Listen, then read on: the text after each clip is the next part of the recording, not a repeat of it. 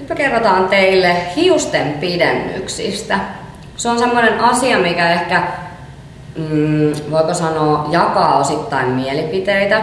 Toiset ajattelee, että se on jotenkin hirveän sellaista teennäistä, että on tekotukkaa päässä ja jotain, ja toiset taas on sitten aivan koukussa niihin pidennyksiin. Hiusten pidennyksissä, jos ajatellaan lähtökohtaisesti, niin suositellaan pidentää omaa hiusta maksimissaan 50%. Eli pidennyksiä saa ammattitaitoisesti tosi kauniita, mutta sitten niitä saa myös tosi kamalia. Eli jos sulla vaikka ihan lyhyt tukka, jos mä ajattelin, että mä pidentäisin tämän mun tukan ja laittaisin tähän joku pitkät teipit. Ja kun mä heiluttaisin mun päätä, niin mä näyttäisin ehkä semmoiselta meduusalta. Eli tää mun oma hius näkyisi sieltä alta. Ja se tarkoittaa tavallaan sitä, että mun hiusta voisi pidentää, ehkä tähän vähän olkapäitten alle, ja tätä mun omaa hiusta joutuisi ehdottomasti kerrostaa. Ja me ainakin töissä ollaan tavattu, jos jonkinnäköisiä pidennysasiakkaita. Moni saattaa olla niihin jopa niin koukussa, että ne on, voiko sanoa, valmiita menettämään hiuksensa niiden pidennysten vuoksi. Eli kaikki hiukset ei valitettavasti sovellu edes pidennyksiin. Se ei tarkoita sitä, että sun hius on paksu. Sekin voi olla sellainen hius, mikä vaan ei niinku kestä sitä ylimääräistä painoa siellä hiuksessa. Joo, Suomessa varsinkin suomalainen hiuslaatu ja hiuspohja tuntuu olevan sellainen, että yllättävän paljonkin on niitä, missä se hius ei jaksa kannatella sitä jatkohiusta. Mutta myös vaikuttaa se, että paljonko siellä sitten roikkuu sitä ylimääräistä tukkaa painona mukana, että siinä on tosi tärkeää valita oikea pidennys siihen hiukseen. Joo. Ja vaikka ajatellaan, että sen pidennyksen laittaa ammattilainen, niin se ei silti tarkoita sitä, että se ammattilainen olisi kouluttautunut siihen. Et niitäkin näkee tosi paljon tämmöisiä niin kun töitä vaikka, tai saattaa soittaa asiakasta, voitko huoltaa mun teippipidennykset, että ne ei ole teillä laitettu. Ja sitten kun alkaa niitä katsoa, niin miettii, että mitäköhän tässä on niin kun tekijän päässä oikein liikkunut, että valitettavasti aika moni tämmöinen pidennystukkuri ei vaadi asiakkaaltansa koulutusta. Ja niitä aletaan tekemään ihan yhtä lailla, ne kampaajat katsoo niitä ohjeita sieltä YouTubesta, mitenkä pidennykset tehdään, kuin taas sitten niin kuin ne kuluttajat. Ja pidennyksissä on mun mielestä myös semmoinen yksi tärkeä seikka, että siinäkään ei aina kannata mennä sen rahan perässä, että aika usein, jos pidennys on halpa, niin se ei ole hyvä. Eli laadukas hius valitettavasti maksaa aika paljon. Myös se ammattitaito maksaa siinä pidennyksen laitossa. Eli jos haluat halvat pidennykset, jotka kestää maksimissaan kuukauden, ja toinen vaihtoehto on, että sä saat kauniit pidennykset, jotka kestää puoli vuotta, jotka maksaa vähän enemmän, niin sä joudut ostaa ne 6 halvat pidennykset niin kuin siinä ajassa. Joo. Mitä eroja niissä hiuksissa on, niin kun pidennykset on suurimmaksi osaksi Suomessa ainakin aitohiuspidennystä, eli tarkoittaa sitä, että se pidennyshius on ihmisen hiusta. Ja se hius tulee pääsääntöisesti Aasiasta. Joo.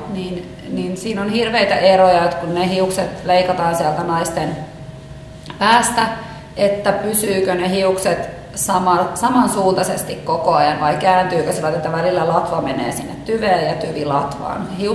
Hiuksen pinta on semmoinen suomunen, niin siinä on tosi iso merkitys, että pysyykö se koko ajan sillä tavalla, että kaikki hiukset on siellä tyvellä tyvihiusta ja latvahiukset latvahiusta. Ja siinä on iso ero, mikä näkyy sit siinä hiuksen laadussa. Joo.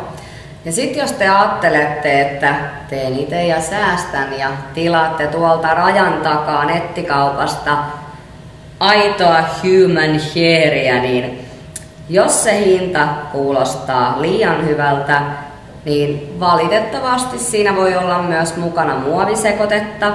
Eli kun ne hiukset laitetaan sinne sun päähän, sä vaikka raudalla kiharrat niitä, siellä on muovia mukana, niin sä samalla sillä suoristusraudalla sulatat sen muovin sinne sun omaan hiukseen. Ja näinkin meillä on joskus käynyt, että me ollaan jouduttu leikkaamaan sitten asiakkaan päästä ne irti, kun se muovihius on poltettu siihen oman hiuksen sekaan, eikä niitä ole saatu sieltä pois. Joo, ja tässä on esimerkki. Tässä on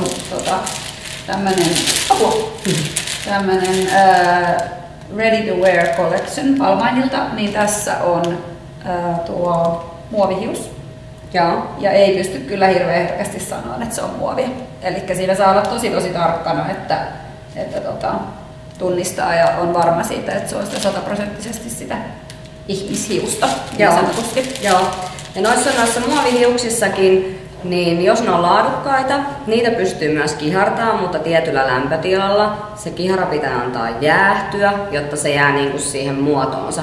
Mutta nämä tämmöiset kaikki lisäkeponnarit, erilaiset, mitä on niin kuin lisäkkeissä saatavilla, jotka on sitä kuituhiusta, niin ne on mun mielestä tosi hyviä semmoiseen vähän niin kuin hentosempaan tukkaan.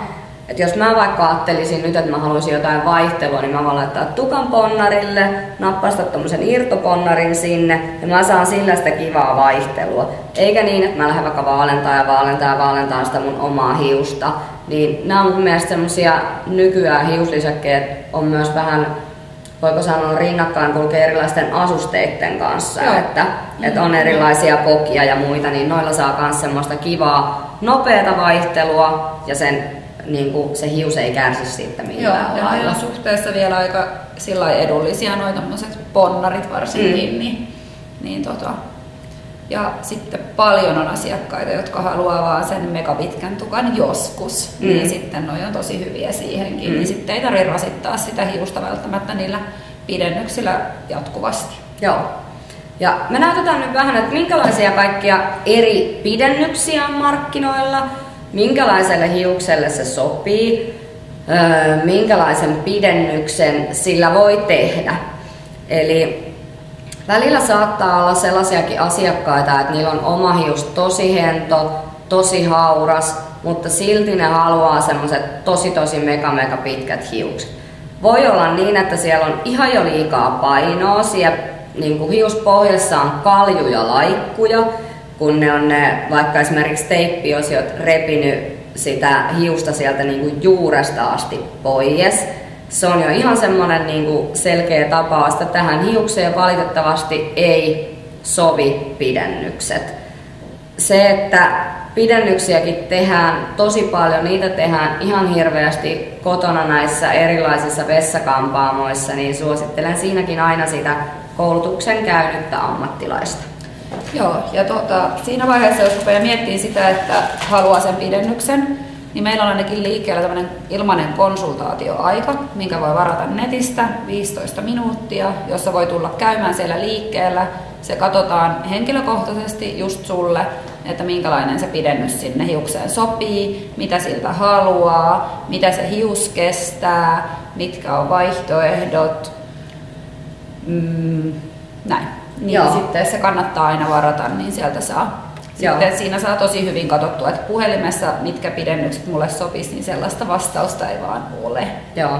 Ja sekin on aika turhaa lähettää sille kampaajalle 0030 yöllä viestiä ja laittaa, että paljon maksaisi, jos mä haluan tämmöiset hiukset. Elikkä siihen hiukseen pitää aina päästä koskeen, pitää nähdä se hiuspohja, pitää nähdä hiuspohjan kunto, hiuksen kunto, mikä on haluttu lopputulos, mikä on haluttu mitta, haluttu tekniikka. Siinä on tosi monta erilaista vaihetta, plus se, että jos asiakas haluaakin olla, tai lähtökohta on musta ja haluaa olla vähän vaaleampi, niin missä vaiheessa ne pidennykset kannattaa laittaa, ettei niin, että niitä joudutaan joka värjäyksen välissä vaihtamaan uusia. Jees. Mutta ensimmäisenä meillä on täällä näyttää teille sinettipidennykset. Ne oli joskus ihan kuuminta hottia, mutta näiden tekeminen on ehkä vähän sen pikkuhiljaa jäänyt. On tullut ehkä semmosia, sanotaanko vähän hellävaraisempia ja nopeampia tekniikoita markkinoille, niin edelleen on uskolliset sinetin ottajat, mutta täytyy sanoa, että en mä noita ensimmäisenä kyllä lähde suosittelemaan. Joo. Et sinetit sopii semmoiseen hiukseen, mikä on ennestään, niin kuin voiko sanoa, tosi vahva, kestävä, karkea, niin että se ei niin kuin lähde vaurioittamaan sitä hiusta.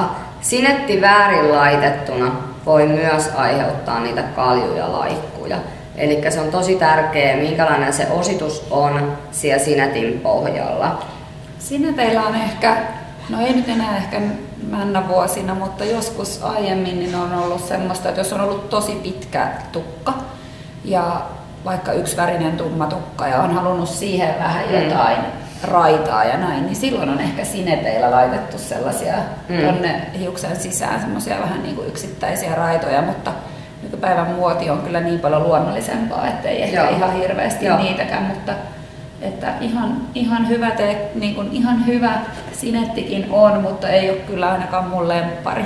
Joo, ja mä just ehkä lähtisin tällä sinetillä muutenkin tekemään semmoista niin kuin voiko sanoa mittapituuden, mikä tarkoittaa siis täältä kun katsotaan, että mitä se sun hius on, niin vaikka mittapituuden vahvennusta, tuuhennosta, että esimerkiksi sinetit tällä alueella, missä on semmoista vauvahiusta, niin ne on tosi kuluttavat.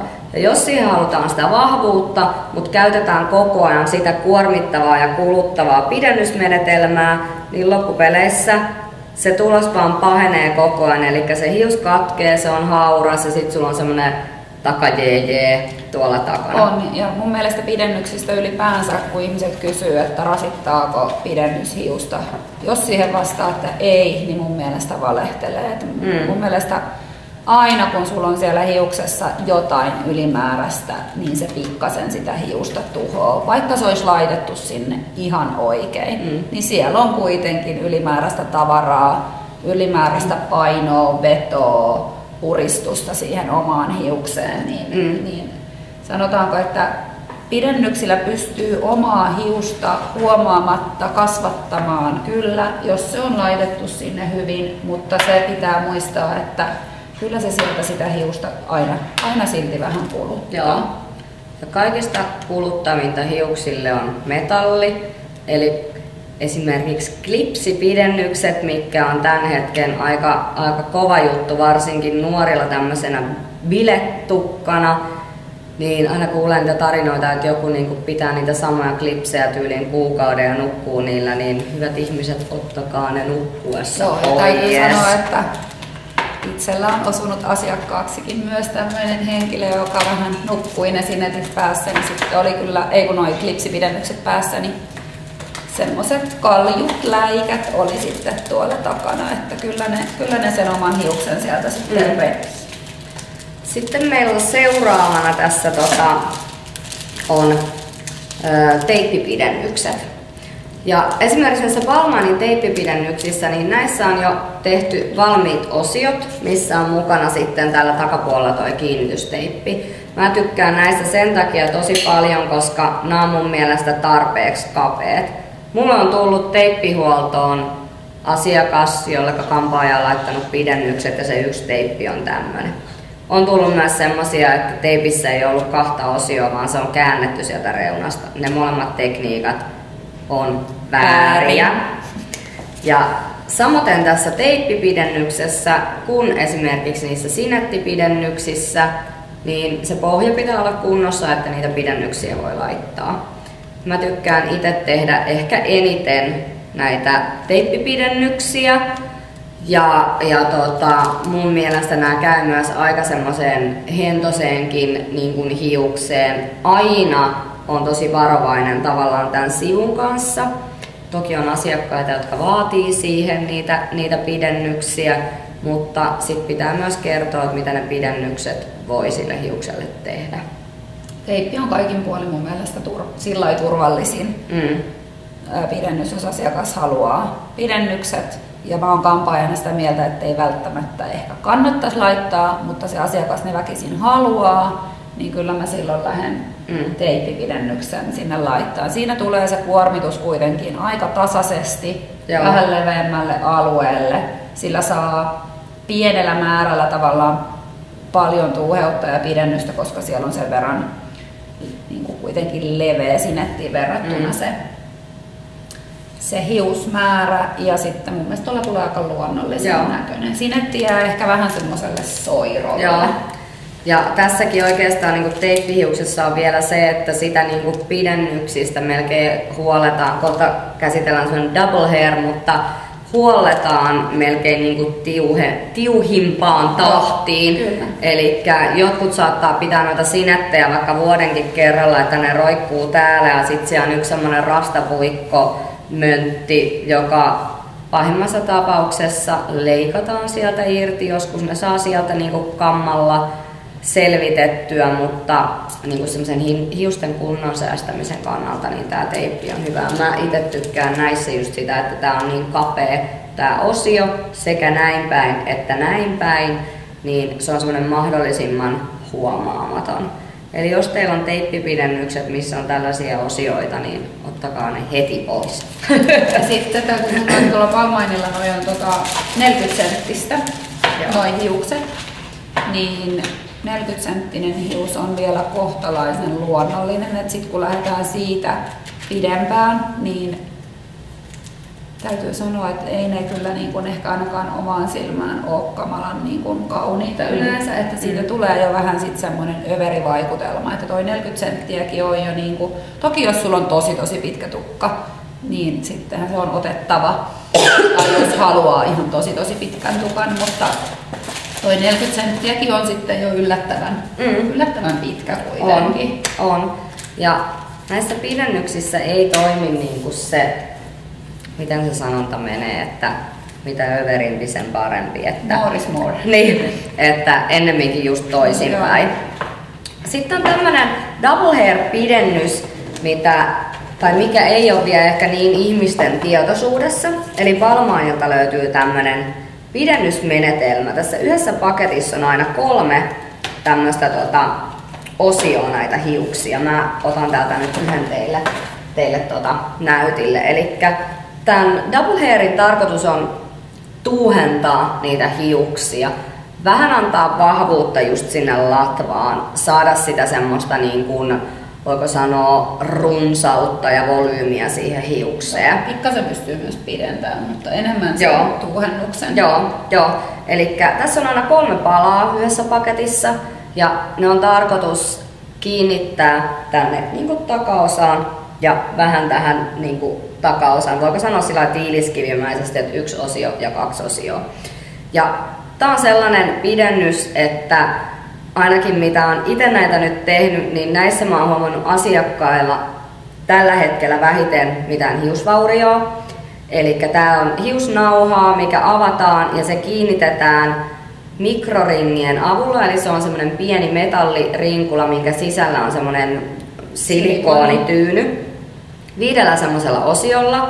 Huoltoväli on noin 6 viikkoa. Sen saa tosi nopeasti kiinnitettyä, tosi nopeasti pois. Joo. Ja tämä on myös semmoinen, että tätä voi käyttää, niin kuin, tai mä käyttäisin niiden klipsipidennyksien sijaan. Eli niin kuin, nämä hiukset pysyy hyvässä kunnossa, että jos haluaa vaikka pikkujoulukautena tai kesäkautena pitää niitä, ne voi laittaa seuraavalla kampaamokäynnillä ottaa pois ja laittaa sitten taas niin kuin myöhemmin uudelleen. Joo. Mutta tämä on semmoinen tosi mun mielestä hyvä pidennystekniikka tai tuuhennustekniikka, saa luonnollisen lopputuloksen ja vaikka ajatellaan, että tämmöinen nauha lätkästään tonne hiuspohjaan, niin joka ikinen mun asiakas on sanonut, että se ei tunnu miltään, se ei juurikaan näy mihinkään, toki se pitää olla oikein laitettu, näitä ei laiteta niin kuin tähän näin ja niin kuin tosi helppohoitoinen. Se päänahka saa hengittää hyvin, se ei purista, ei paina, ei mitään. Ja tässä on se, kun tää on näin leveä ja paksu tää 1 osio, niin siitä tulee tosi luonnollinen siitä latvasta. On. Toi double hair on vähän 2000-luvun tämmönen, joku on, mikä se oli se pidennys? Ommelpidennys. Joo. Että vielä 10 vuotta sitten tehtiin niin, että oli tommonen hiusnauha.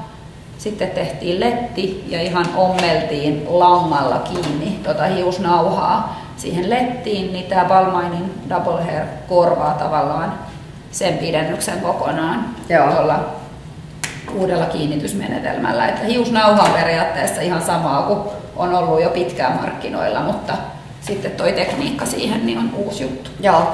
Ja vielä just noita lettipidennyksiä, sehän on myös yksi pidennysmenetelmä, mutta itse suosisin sitä afrohiuksessa. Siellä tai tosi karkeassa suomalaisessa hiuksessa. Joo, et esimerkiksi mun hiuksessa lettipidennys, aivan pommi. Sama homma mulla, ei jäisi hiuksia päähän kun tekee yhden letin. Ja sitten on olemassa myös erilaisia makopidennyksiä, missä tämmöisellä puuvillalangalla kiinnitetään hiuspidennyksiä. Mako on kanssa aika hellävarainen, mutta jää kans vähän sinetin tavoin herkästi semmoiselle soirolle. Mielestäni on tosi tärkeää, mihin pitää sitoutua, on sen hiuksen kotihoito. Koska jos ei sitä hoida kunnon tuotteilla, niin se on semmoinen huovuttunut rastapallo se pidennys kyllä aika nopeastikin, vaikka se hius olisi kuinka hyvä laatusta. Niin sieltä pitää aina se muistaa, että se on aasialaista hiusta yleensä, jolloin se on lähtötilanteessa mustaa ja sitten kun se tuodaan tänne Pohjoismaihin ja se on tosi vaaleeta, niin se on käynyt tosi isot kemialliset käsittelyt läpi se hius, eli se tarvii kunnon hoitotuotteet ja sitoutumisen siihen. Kalliin hiuksen saa herkästi pilalle, jos ei sitä hoida. Joo.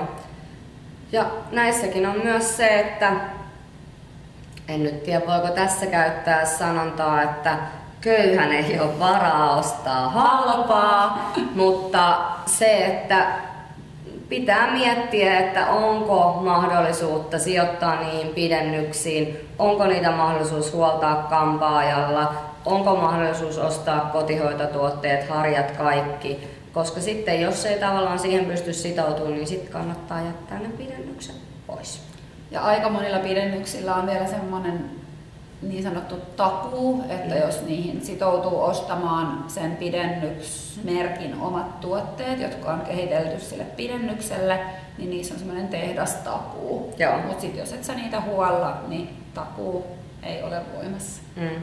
Ja valitettavasti se ei ole hiusten syy, ei tukkurin syy eikä kampaajan syy, jos sä itse pilaat ne jollain niille kuulumattomalla aineella.